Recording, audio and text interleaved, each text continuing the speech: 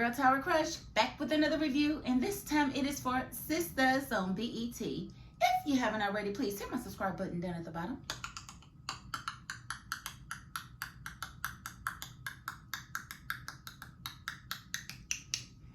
Thank you so very much, and we are back with another review. And am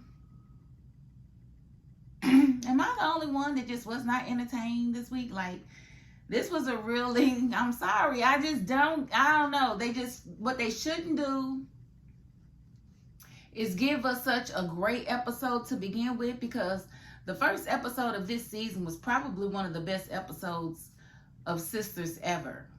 Like, ever.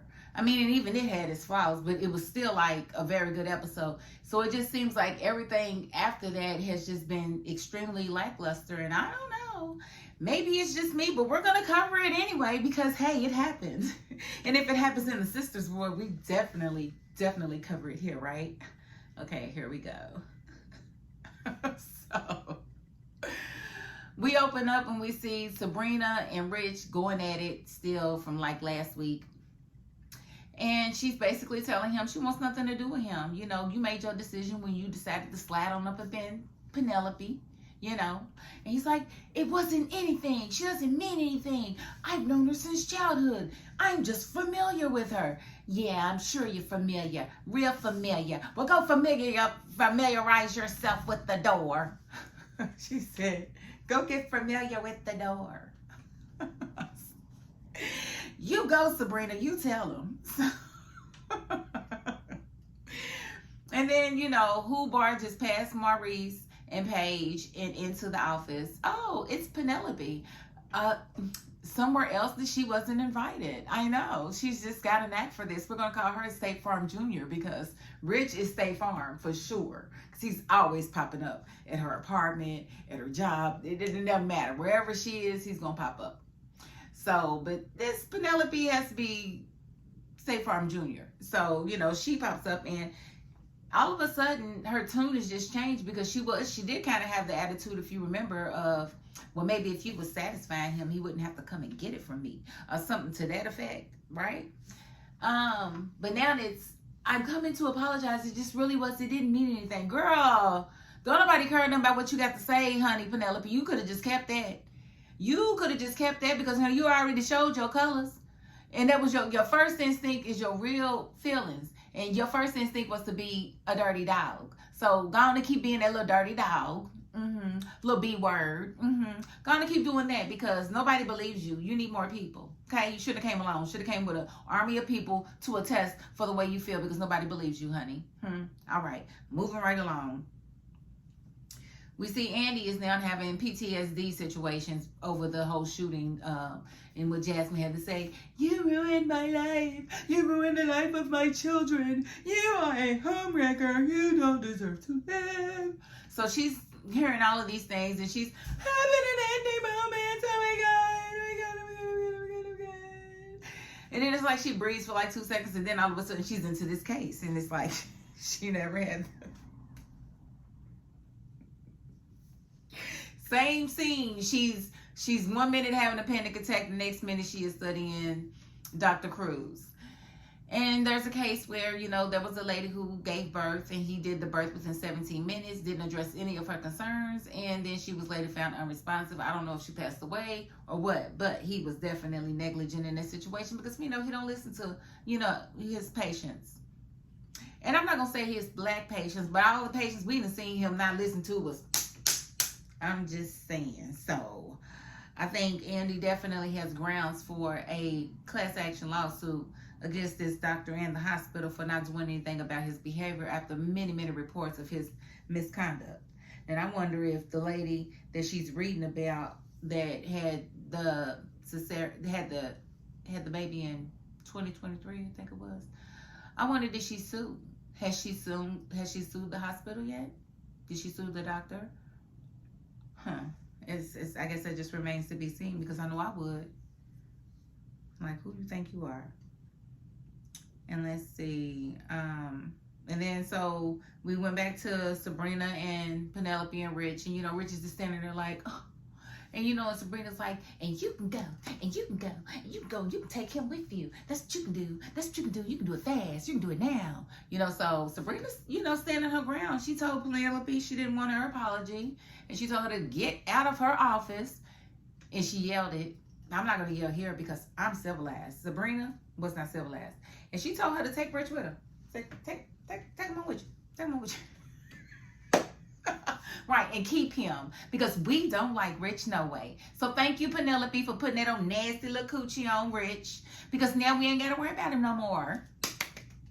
Thank you so much. Now keep him. Can you do that? Can you keep a man for once in your life? I'm just asking. All right. And then we see Tony and Danny, and she's just really not feeling the fact that he has quit his job.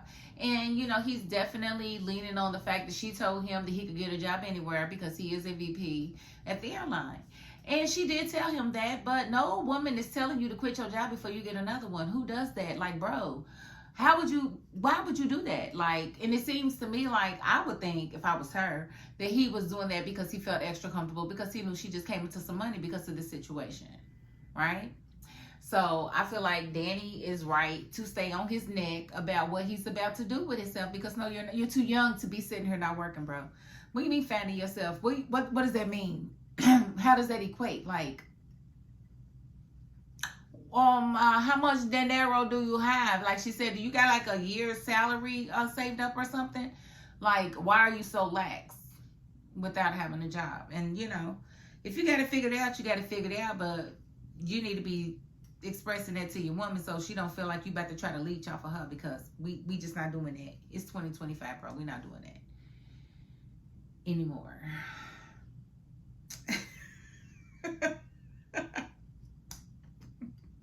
And then we see Miss Lisa and Aaron, and they are very concerned about Karen, because Karen is not doing any bonding time with the baby. She's not getting out of the bed. She's not eating. She's not drinking. She's not doing anything. She is definitely dealing with some postpartum depression. And it's bad. It's like extremely bad. And Aaron is feeling a little bit he's in his feelings, and he was about to tell Miss Lisa why, but then he thought twice about it. He said, you know what, never mind. But we all know what it is. He knows that girl would not be acting this way if it was his baby that died and she still has Zach's baby. She never wanted Aaron's baby. She never wanted that baby. And this was the last thing she probably thought would happen, is that she would lose one and it would be the only baby that she actually wanted. So I don't see Karen coming out of this. If I had to make a prediction, I think it's going to wind up being that Aaron is going to wind up taking this baby and trying to take care of this baby. And he might try to do it with Pam or something. Who knows? But I think her not wanting to love on his child is going to do something with his connection to her. Like, he's not going to see her the same way. But I think he's going to hang in there for as long as he can. But I think eventually it's going to sever their connection, because how dare you not love on my child? And we all know she never wanted to be pregnant by him. She never wanted his baby. And that's, you know, so for her to have to be a mother to a child that she never wanted, bless her heart. Bless her heart, that's all I can say. But we'll get back to her, because we definitely not feeling sorry for her. I'm not. Sorry. I don't feel sorry for her. We see that Andy gets a message from Robin, and it kind of touches her. And it makes her kind of self-reflect on Robin, who he was to her, you know, and things that he said in the call. And she kind of felt like he was trying to tell her that he was going to move on because she didn't reach out to him before he left. And that was a sign to him that she didn't want to be with him, even though he wanted to spend the rest of his life with her. And I think she's kind of having kind of like second thoughts about, you know, not reaching out to him or telling him that she wanted to be with him. Like, girl, you stupid, because we was telling you that Robin's the one you're supposed to be with. I'm sorry, y'all. That came out of nowhere, but thank you for forgiving me. But yeah, so Andy is sitting there looking stupid, talking about, well, I guess I need to feel all these emotions so that I can move on as well, because I feel like he's moved on. Girl, why don't you call him and say, look, everything was going on. It was really bad. We almost lost Karen. We lost one of her babies. But I'm so glad you left me this message and let me know that you love me, because I love you too, boo. I love you too. So what we doing? What we doing? But we didn't get none of that. Like, why wouldn't you just call him? Like, I guess that's just too much like being grown. I don't understand. And then we see Fatima and Hayden, and it's the same old same with them. You know, he come in, say something, she gets smart with him. She tell him to get away from her. He say he ain't going nowhere. She said, you better get away from me. If I do something, he leaves. It's always the same old same. Nothing elevates there. Then Fatima calls Zach. Zach's in his feelings still because of his child being stillborn, and he's just not feeling it. And she's like, you need to eat something, and she orders him food, and he was just like, okay, whatever. And then we see Fatima and Andy talking about the case, Karen's case or whatever. And she's like, how'd you get this information? She said, illegally. I went about it my way. And you know, that doctor, that might be Andy's next love interest. Who's to say? Because they did have kind of like a little connection, a little bit of flirting. I think lightweight flirting going back and forth on that call last week. I didn't speak on it, but yes, I definitely think that could be a possible love connection for Andy. And so he gave her some hospital files of where he feels like the doctor was definitely negligent. So as to help her, you know, sue the hospital and sue that doctor. Because he's pretty much staying at that hospital just to kind of protect patients, because he knows the patients are in no type of way safe without him being there, because the oversight that this doctor gives is like little to none. So we definitely appreciate him and other doctors like him. And then we see Tony, and he's taking Danny to dinner or whatever, and he's really acting like it's her idea, and she's not really telling him, look, you wasn't supposed to quit your job before you got another job. But she is telling him that he needs to do something, and then she's not really comfortable with him not working, and that's to be expected. And he's just in La La Land, and I just don't know how long Tony's gonna be in La La Land, but he needs to come back. He needs to come back. And we also saw Danny's cousin come in town, and that was kind of weird because he came in town, you know, because he heard she came into some money. He wants to see if he can get some money from her. But what I want to know is the guy that works next to her, that got her in the whole shebang and the whole trouble to begin with, the one she threw the iced coffee on. I can't think of his name because who wants to think of his name? Why does he feel like he can still talk to her? Didn't the company just have to pay her a whole lot of money because of him? Y'all don't think they were supposed to go and talk to him and say, look, you need to stop talking to her and harassing her? Because we've already had to pay one lawsuit because of you. You think they just gonna let this man just keep on, like, writers, you keep forgetting stuff, like, quit writing the same stuff in, like, when you've already written consequences, like, it just be so hard to believe, because I know in the real world, if you sue a company because somebody harassed you, if they didn't lose their job for the company having to pay you, they definitely had a conversation with that person to say, don't keep on talking to this person, harassing this person. But clearly that's not what's happening here, because he's still talking and harassing her. And I don't like it. And then we see Miss Marie sent her godson to the law firm to be handled by Andy, because she wanted her to look over the contract that he had gotten. And, you know, Andy's going through it. She got a lot on her plate. And so it was a, you know, surprise visit. So Fatima went to check it out. And she looked over the contract, and she saw a lot of clauses and a lot of things in it that didn't really work in his favor. And she just gave him some suggestions to start with, you know, to take back to management to tell them for renegotiation purposes. And he was more so, no, he really liked the way they get down. You know what I'm saying? He think Fatima fly or whatever. Boy, she pregnant and engaged. Back up with your in an NBA contract. Like, nobody back up, okay? But, like, boy, she is pregnant. That's why she glowing.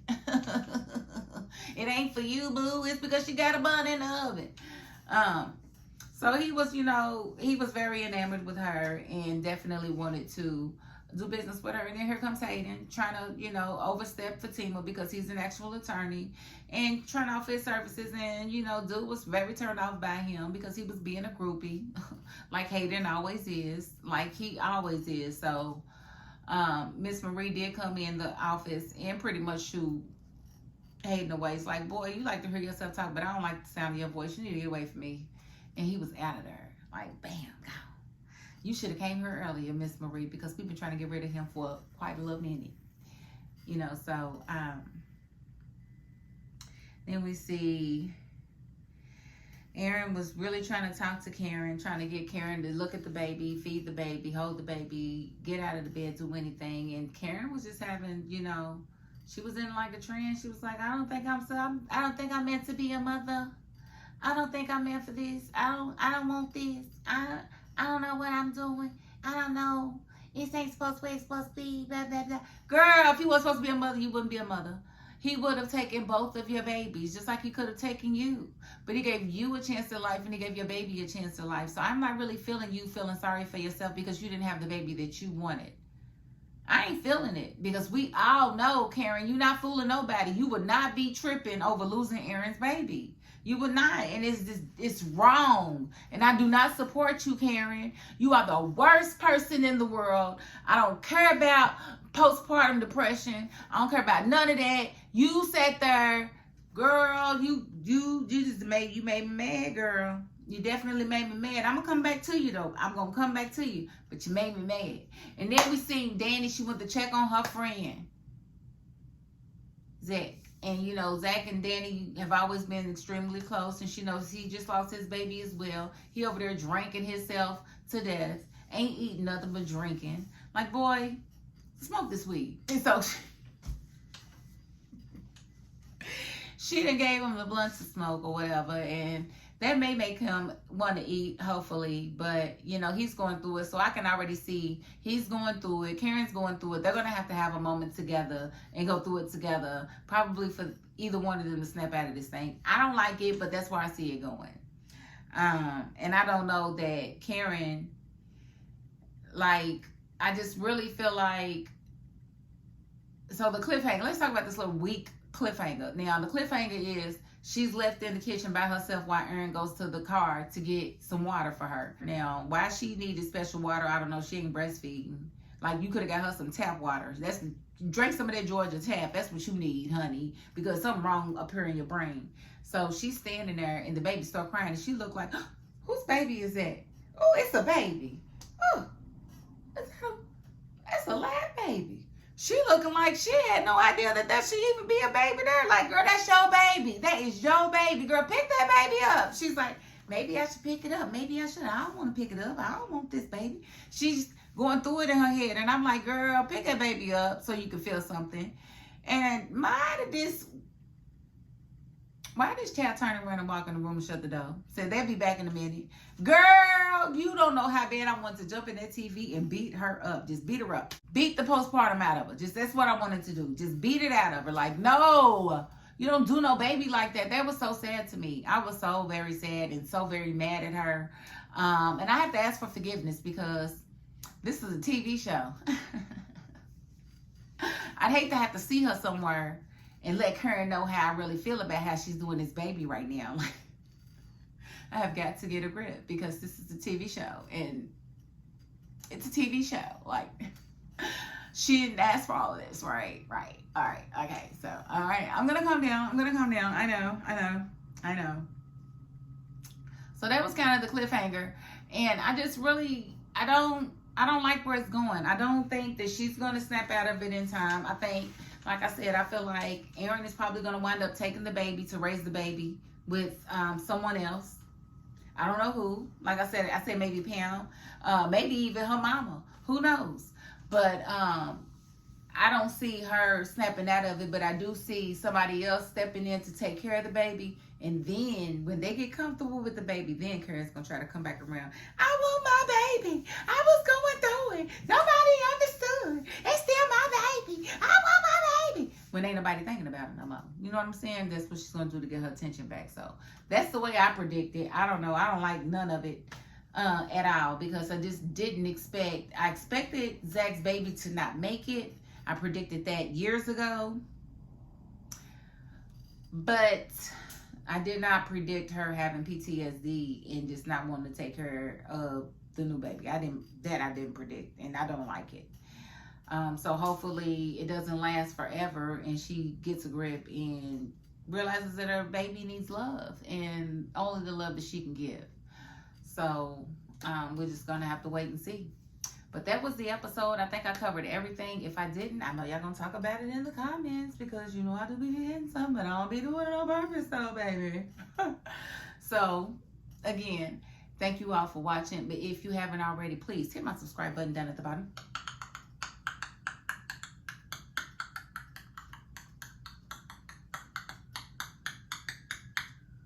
Thank you so very much. And if you are not the subscribing type, you know what? You got to the end of this video, and that's more than I can ask of anybody. So thank you.